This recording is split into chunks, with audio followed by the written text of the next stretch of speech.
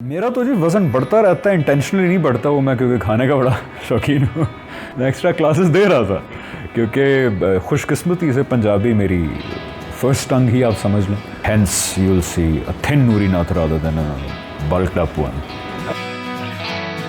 ये बताएं, इमरान खान की हुकूमत आई और आप गायब हो गए मंदिर आम से, किधर थे यार? मैं जी बड़े टाइम से जो है तालीम ले रहा था, पढ़ने पढ़ाने का काम कर रहा था, रिलीजन के बारे में, दीन के बारे में, जिस हकीकत को मैं अब खुदा की तरफ से हकीकत समझता हूँ, डिवाइन ट्रूथ समझता हूँ, जिस हकीकत का मैंने ट्रेलर देखा था आप कह सकते हैं, तो उस हकीकत की मैं पूरी फिल्म देख रहा था।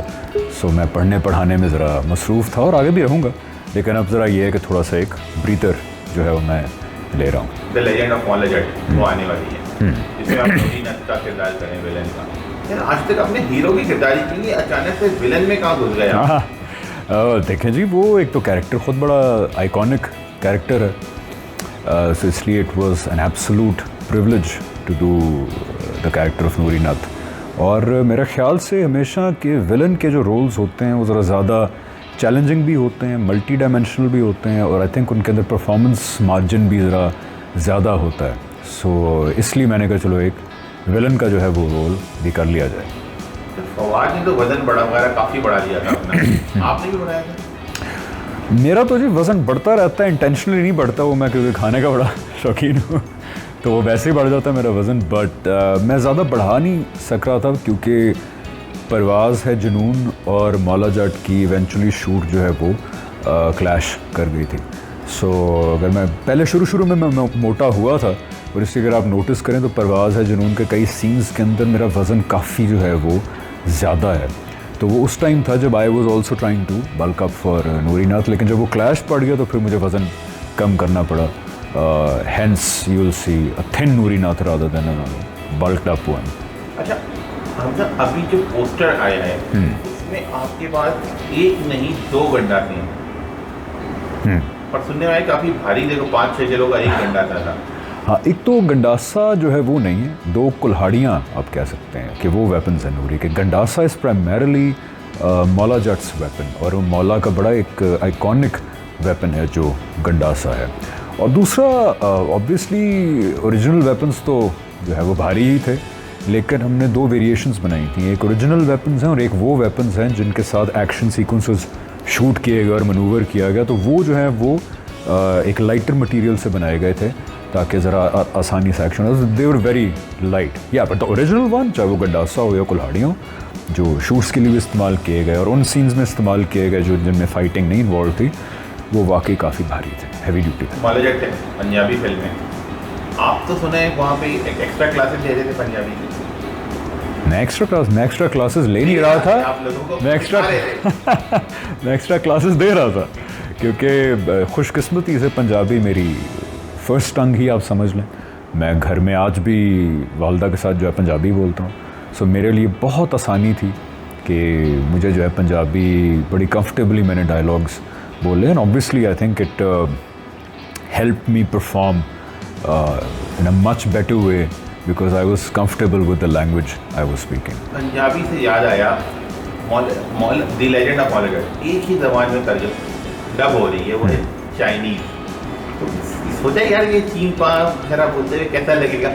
मैं बड़ा क्यूरियस हूँ इसको चाइनीज़ में देखने के लिए, बिकॉज मुझे याद है एक ज़माने में फ्रेंड्स आया था अपना चैनल के ऊपर, और वो उसको पंजाबी में डब किया हुआ था, तो मैं उसको बड़ा रेगुलर व्यूअर था, simply because I loved it when जोई एंड चैंडलर और रॉस और सारे जब पंजाबी बोल रहे थे, तो मैंने बड़ा एंजॉय किया उनको पंजाबी बोलना भी, और जो ट्रांसलेट करके हमारे पंजाबी के अंदर डायलॉग्स थे। So I really want to see मौला and Noori and everybody speaking Chinese, तो मैं ज़रूर उसको देखूँगा, और मैं बड़ा क्यूरियस हूँ कि वो चाइनीज़ में डब होके कैसी लगेगी फिल्म। नूरी नाथ का जो किरदार है वो एक बहुत से उसके शेड्स हैं। आपने पुरानी मौला जट देखी कि यार इसको कोई थोड़ा सा देखूँ और फिर मैं ये करूँ? बिल्कुल, आई थिंक कि मैं हर जगह यही कहता हूँ कि मुस्तफ़ा कुरैशी साहब ने, वो ख़ुद एक लेजेंडरी एक्टर हैं पाकिस्तान के, और उन्होंने जिस लेवल की परफॉर्मेंस दी नूरी नाथ के कैरेक्टर में, उसने उस कैरेक्टर को एक आइकॉनिक कैरेक्टर जो है वो बना दिया। तो मेरे लिए वो एक जगह तो एक बहुत अच्छी बेस लाइन मुझे मिल गई कि इस कैरेक्टर की बेस लाइन मैनरिज़म्स और डायलॉग डिलीवरी क्या होने चाहिए, पर्सनैलिटी कैसी होनी चाहिए। एक जगह तो वो मुझे कंफर्ट मिल गई, लेकिन दूसरी जगह एक प्रेशर भी बहुत ज़्यादा पड़ गया कि इतने बड़े एक्टर ने इतनी आइकॉनिक परफॉर्मेंस जो है दे दी, तो ज़रा सा प्रेशर पड़ जाता है कि यार पता नहीं मैं कैसे कितना जस्टिस कर सकूँगा उसके साथ। But I think overall base line वहाँ से ली मुस्तफ़ा कुरैशी साहब से, लेकिन वो बेस लाइन ही थी, उसके ऊपर फिर बिल्ड अपॉन ख़ुद काफ़ी किया, बिकॉज़ ये जो नूरी नाथ कैरेक्टर है ये बहुत ही मल्टी डायमेंशनल कैरेक्टर है as compare to the other one. तो इस कैरेक्टर के लिए फिर और बहुत सारी मैनरिज़म्स अपनाने पड़े बिकॉज़ ये बहुत मल्टी डायमेंशनल कैरेक्टर है। सो यार it's a mixture you could say कि बेस लाइन कुछ इंस्पिरेशन वहाँ से ली और फिर बिल्ड अपॉन। जब आप विलन का रोल ऑफर हुआ आपको तो एक दफ़ा कहा कि यार मॉलाजट मैं बन जाता हूँ, पंजाबी मैं अच्छी बोलता हूँ, या कम से कम फिल्म का टाइटल ही नूरी नाथ रखने का मतलब टाइटल तो यार एक तो नंबर 1 इस फिल्म के अंदर जो विलन का कैरेक्टर है वो वही वाला सीन है कि जो बैटमैन और जोकर वाला है, कि जोकर का character in itself is such a great character कि वो हर एक्टर का एक ड्रीम है कि यार इस तरह का इतना मल्टी डायमेंशनल इम्पैक्टफुल कैरेक्टर को इंसान करने को मिले, जो है हर एक्टर का एक ख्वाब है। तो मेरे लिए तो नूरी जैसा कैरेक्टर जो इतना मल्टी डायमेंशनल है, इतनी लेयर्स हैं उसकी, इसके डायलॉग्स इतने आइकॉनिक हैं, वो तो it was a no brainer जब बिलाल ने कहा कि यार I think you do a good job, I was like absolutely yes I will do it. But having said that, जब बिली ने फवाद का नाम मेंशन किया कि यार उसको मौला के कैरेक्टर में वो कैसा रहेगा, ये उस वक्त की बात है जब विजुअलाइज हम कर रहे थे कि मौला जट जब बनाएंगे, तो उस विजन के अंदर Fawad fit in so well in that vision of Maula Jatt कि it was actually a no-brainer कि ये कैरेक्टर जिस तरह विजन किया गया है ये फवाद से शायद बेहतर कोई ना कर सके विजुअली भी और एक्टिंग वाइज भी। I think Fawad has outdone himself in this character, चाहे वो फिजिकल ट्रांसफॉर्मेशन हो या फिर एक्टिंग हो, डायलॉग डिलीवरी हो। I think is absolutely outdone himself और उसके अलावा कोई और उस कैरेक्टर में सूट ना करता। आप पंजाबी बोलते हैं, बिलाल लाहौरी का अपना लाहौर में रहते हैं, हम एक प्रोग्राम जो आपकी प्रोड्यूसर है हमारा वो तो खालिद पश्तून है, उनको कहाँ से पकड़ के ले आए आप लोग? बस देख लें जी, ये मेरा ख्याल है पाकिस्तान में इंटरकल्चरल हारमनी का बेहतरीन नमूना है कि एक पंजाबी फिल्म जो है वो पश्तून प्रोड्यूसर ने जो है वो प्रोड्यूस की है। एक्टिंग उसमें हम जैसे पंजाबी बोलने वालों ने भी की है, लेकिन एक्टिंग उसमें माहिरा खान ने भी की है जिसको बिल्कुल पंजाबी का एक लफ्ज़ तक नहीं आता था और उसने बड़ी मेहनत की। उमाइमा को भी बिल्कुल पंजाबी नहीं आती थी। तो ये आई थिंक इंटरकल्चरल हारमनी का पाकिस्तान में बेहतरीन नमूना है कि पश्तो प्रोड्यूसर है और फिल्म जो है वो पंजाबी है।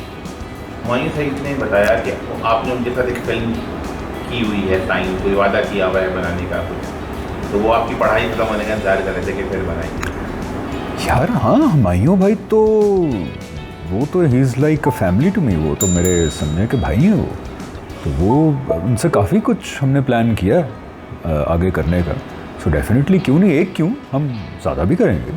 मतलब वो one of the few people हैं कि जो मतलब वो उनको एक तो ना करना बड़ा मुश्किल है, अच्छे बहुत हैं, वो एक भाइयों की तरह हैं, लेकिन हमने बड़ा कुछ प्लान किया हुआ है ज़िंदगी में करने का आगे, तो इंशाल्लाह क्यों नहीं करेंगे, बिल्कुल करेंगे। यार फिल्मों का बड़ा प्रॉब्लम है कि मैं अभी भी कहता हूँ कि हमारे ड्रामे जो हैं, टीवी ड्रामे, वो ज़्यादातर जो बन रहे हैं वो उस दायरा कार में बन रहे हैं जो एक मुसलमान के तौर पे जिसका मुझे ख्याल करना है ये काम करते हुए।